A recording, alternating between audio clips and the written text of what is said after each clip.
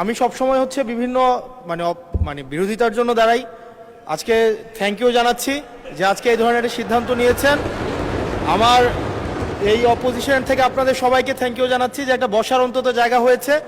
আমরা লজ্জায় একটা কথা বলি না, এখন এই পার্লামেন্টের সেকেন্ড মোস্ট জুনিয়র হিসাবে একটা কথা বলছি মানে আপনাদেরকে, সেটা হচ্ছে যে আমাদের একটা ইউনো মহোদয়ের একটা গাড়ি থাকে, উপজেলা চেয়ারম্যানের একটা গাড়ি থাকে, আমরা ভাড়ায় গাড়ি চালাইতে হয়।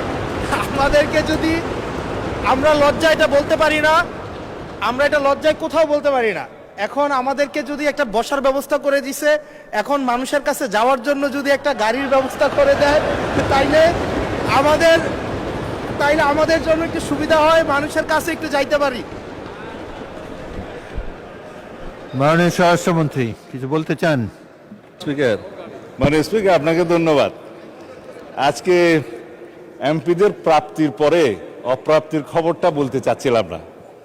আমাদের মাননীয় প্রধানমন্ত্রী যেদিন সংসদ নেতা নির্বাচিত হয়েছেন, আমাদের পার্লামেন্টারি পার্টির মিটিংয়ে প্রথমেই দুইটা অনুশাসন দিয়েছেন যে আমরা এমপিরা এই নতুন পার্লামেন্টে জনপ্রত্যাশা অনুযায়ী আলাদা কোনো সুযোগ সুবিধা নেব না।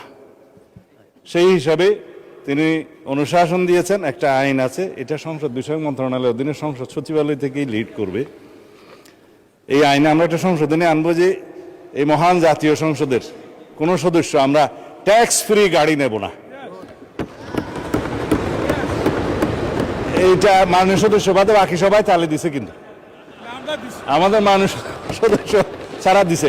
তবে সংসদ সদস্যগণ নয়, শুধু বাংলাদেশের এই সরকারের সমস্ত মন্ত্রী, সরকারি কর্মকর্তা যারা গাড়ি পায়, তেল পায়, সেটা আমরা ক্যাবিনেটে একটা ডিসিশন নিই। ইতিপূর্বে আপনারা নিশ্চয়ই নিউজ পেপারে দেখেছেন, এই ক্রাইসিসের সময় শতকরা 30% তেলের বরাদ্দ আমরা কমিয়ে দিয়েছি এবং কৃচ্ছ্রতা সাধনের উদ্দেশ্যে সরকারি কর্মকর্তাদের আপাতত লোন সুবিধা যেগুলো আছে সেটাও কাটিল করা হয়েছে ফর দি টাইম বিং। এই সমস্ত এগুলো আমরা সবই জনবান্ধব এবং জনপ্রত্যাশা অনুযায়ী যাচ্ছি, আমাদের মাননীয় প্রধানমন্ত্রীর নির্দেশনা অনুযায়ী। মাননীয় সংসদ সদস্য নিশ্চয়ই অফিস পেয়ে খুশি হয়েছেন, আবার গাড়ি না পেলে নাখুশ হবেন। তো সেই জন্য কিভাবে কি করা যায় সংসদ সদস্যদের যানবাহনের ব্যবস্থা, সেটা আলাদাভাবে আলাপ আলোচনা করে সরকারি দল বিরোধী দল একটা বিহিত ব্যবস্থা করার জন্য আমি মাননীয় প্রধানমন্ত্রীকে অনুরোধ জানাচ্ছি। ধন্যবাদ মাননীয় স্পিকার।